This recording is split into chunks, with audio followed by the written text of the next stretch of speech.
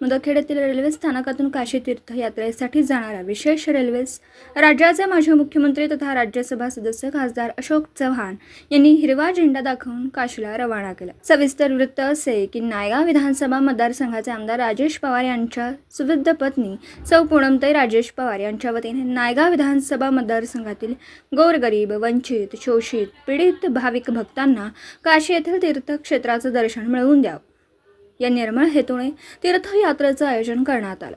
या यात्रेला विशेष रेल्वे आरक्षित करण्यात आली होती। यावेळी संत महंत यांच्यासह राज्याचे माजी मुख्यमंत्री अशोक चव्हाण, आमदार राजेश पवार, माजी आमदार अमरनाथ राजूरकर, माजी सभापती राजेश कुंटुरकर, सौ पूनमताई पवार, उमरीचे माजी नगराध्यक्ष संजय कुलकर्णी, भाजपा नांदेड उत्तरचे महामंत्री प्रवीण गायकवाड, भाजपा धर्माबाद तालुका अध्यक्ष विजय डांगे, उमरी तालुका अध्यक्ष बालाजी ढगे, मुदखेड तालुका अध्यक्ष बालाजी खंटीन आदी उपस्थित होते। यावेळी मुदखेड शहर भाजपच्या वतीने जाणाऱ्या यात्रेकरूंचं पुष्प देऊन स्वागत करण्यात आलं। स्वागतासाठी शहर अध्यक्ष संजय सोनटक्के, माजी नगराध्यक्ष सुनील शेट्टे, माजी नगरसेवक संजय आवलवार, गोविंद गोपनपल्ले, चंदू बोकेफोड, शहर सरचिटणीस कानोबा बिस्मिल्ले, प्रभाकर पांचाळ, माधव वाघमारे, युमोचे तालुका अध्यक्ष सतीश मुंगल, शहराध्यक्ष गजू कमळे, रामसिंग चव्हाण, सुशील मुंगल, विठ्ठल आचार्य, मानिक मुंगल आदि उपस्थित होते। गाड़ी काशी यात्रा के लिए मुदखेड़ स्टेशन से 11:30 बजे रवाना होगी, जो आदिलाबाद, नागपुर, इटारसी, जबलपुर, सतना होते हुए बनारस को पहुंचेगी। ठीक। कितने बोगीज है इस गाड़ी में 24 बोगी। यस। कितने प्रवासी यहाँ बढ़ सकते हैं? सर्व आलेले इथे आजच्या कार्यक्रमाच्या निमित्ताने सर्व प्रमुख मंडळी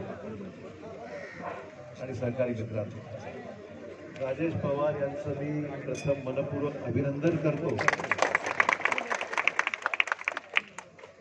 केवळ आज हा उपक्रम ते करत नाही, अनेक वर्षापासून तीर्थक्षेत्राची वारी करण्याचा जो त्यांनी सातत्याने आपल्या भागातल्या लोकांना घेऊन जाणं, त्यांची देखरेख करणं आणि त्यांना परत घेऊन येणं, अशा प्रकारचं सुंदर काम हे राजेश पवार आणि सौ पवार हे सातत्याने करत आहेत।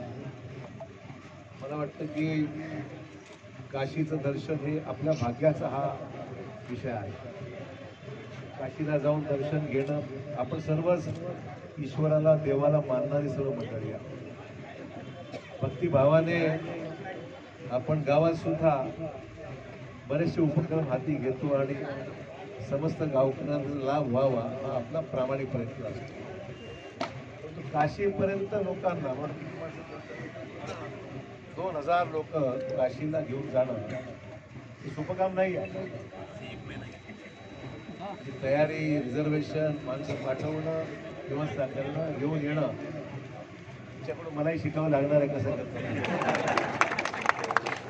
त्यामुळे तुमच्या या उपक्रमाला मनापासून शुभेच्छा देतो। चांगलं काम करत राहा आणि आगामी काळ तुमचा निश्चितच काशीच्या आशीर्वादाने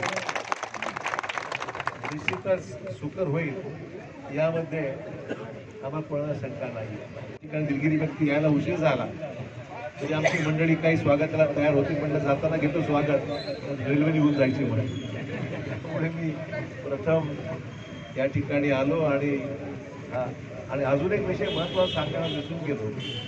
शासनाने सुद्धा, आपल्या महायुती सरकारने, आदरणीय मुख्यमंत्री आपले एकनाथ शिंदे, देवेंद्र फडणवीस, अजितदादा पवार या तिन्ही मिळून ज्या योजना सुरू केल्या, त्याच्यामध्ये तीर्थक्षेत्राला सुद्धा आपण निधी उपलब्ध करून देत आहोत, की ज्याच्यामुळे आगामी काळ आपल्याकडे ते सुरू करू आपण। शासनाने ती योजना सुरू केलेली आहे की तीर्थक्षेत्रासाठी वारी करण्यासाठी देण्यासाठी ही योजना सुद्धा शासनाने आता सुरू केली। तुम्ही तर करतच आहात, तुम्ही तर शासनाचे एक पाऊल पुढे आहात, परंतु सरकारने सुद्धा कदाचित तुमच्याकडून प्रोत्साहन घेऊन ही योजना आता राज्यामध्ये सर्वत्र लागू करण्याचा निर्णय सरकारने तीर्थक्षेत्राकरता घेतलेला आहे। आणि विशेषतः वयस्कर जी मंडळी आहे, जे तीर्थक्षेत्राला जातात, किमान शेवटची तरी आपली इच्छा पूर्ण व्हावी, देवाचा आशीर्वाद मिळावा, त्या अनुषंगाने करत असतात। परंतु अधिक वेळ मी घेत नाही, रेल्वेचा वेळ झाला असल्यामुळे आपल्या सर्वांचं स्वागत, आपल्या सर्वांचे आभार, यात्रेकरूंना शुभेच्छा।